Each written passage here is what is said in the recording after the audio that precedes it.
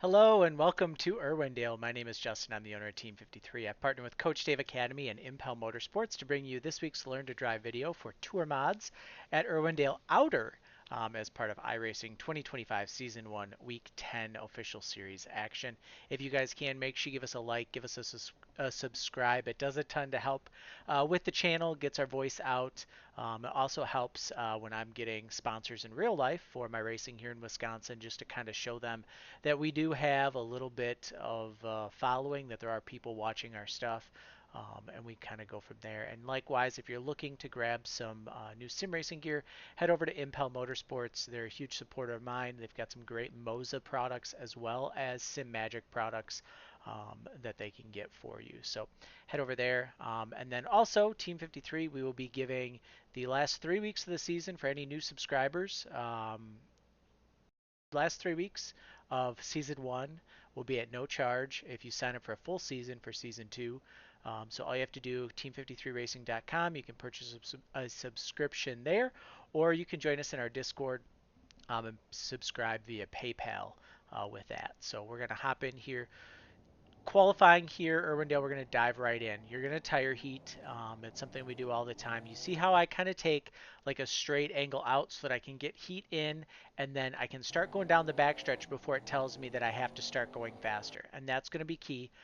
Lap 2 is going to be your fast lap. So we've got some time here to get a little extra heat in the tires, but we definitely want to get going. And these are all things that, you guys, when you're looking to add speed, every little thing that you do is going to add up. You can see there's not enough grip on lap 1 in the track to really get this car going. So I'm going to make lap 2 here be my fast lap. We're going to come off the corner.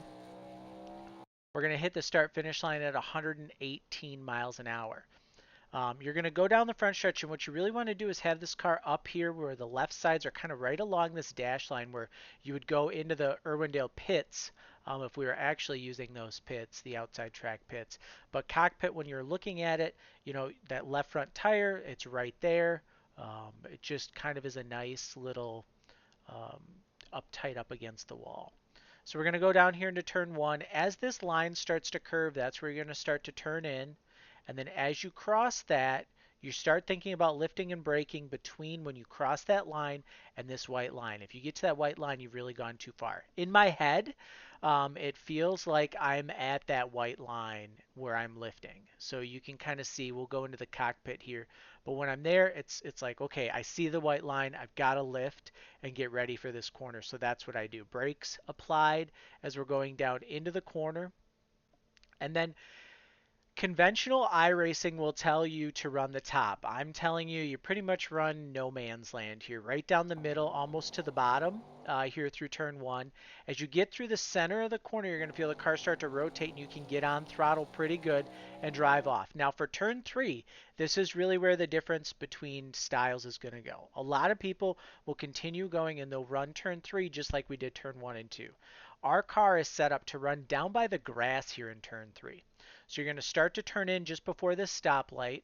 You can see here as we're in the cockpit, Irwindale Speedway is on the wall. You're going super fast, and you're going to start to turn in for the corner.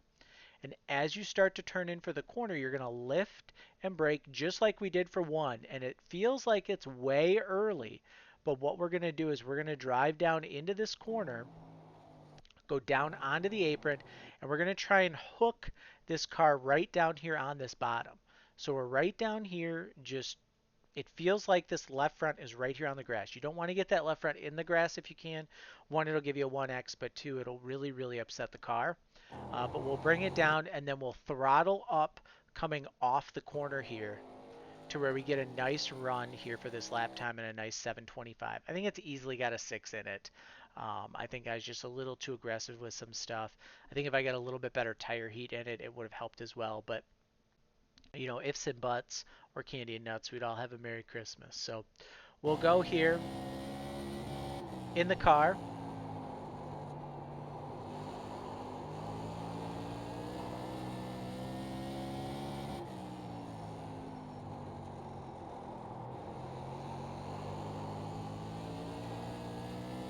And then we just get a nice little drive off there for our qual lap. Race laps are going to look the exact same. We're running bottom bottom pretty much all the way around. Not going to be much different. The only difference is going to be that you have a lot more fuel, so you can't quite run as fast until the tires heat up. And then once those tires heat up, then we can really get some good laps in. About 6 to 8 laps in is really where I feel like the car feels the best. And then it'll start to fade out as we get a little bit later in the run. So these tour mods are a lot of fun. They're a lot of horsepower, which really puts everything in the hands of the driver, right? The SK mod is so much momentum based that you can't really do a lot. But here with the tour mod, if you're on throttle too hard, if you're overdriving entry, it's really going to throw off your lap, and you're going to be able to really push really, really nicely. I think, if you're just running nice and smooth laps, consistent laps, hitting your marks every time out, you're going to have better luck. In terms of passing, the biggest passing zone is diving into turn three. You'll see that a lot where guys are going to dive into turn three, get underneath you, drive off the corner better, take a little bit wider arc, try and drive under you. Send it into one here is another really popular passing maneuver. But just all of that kind of plays in. And you guys will kind of get used to it as you run more of identifying the guys that are going to be divers and the ones that are going to be the ones that are going to race you clean versus the ones that, are going to be putting the bumper to you to try and move you. Here in a lot of instances, I think with this car, after, 20, 30 laps, I wouldn't be surprised to see that second lane come in. This track is cool enough that if it heats up, that second lane is going to start to come in. And then what will actually happen is you guys will run in the second lane for a bunch of laps, and then it'll cool off, and you'll be able to go back down to the bottom lane and really make some hay there. And it could be a really fun, dynamic race.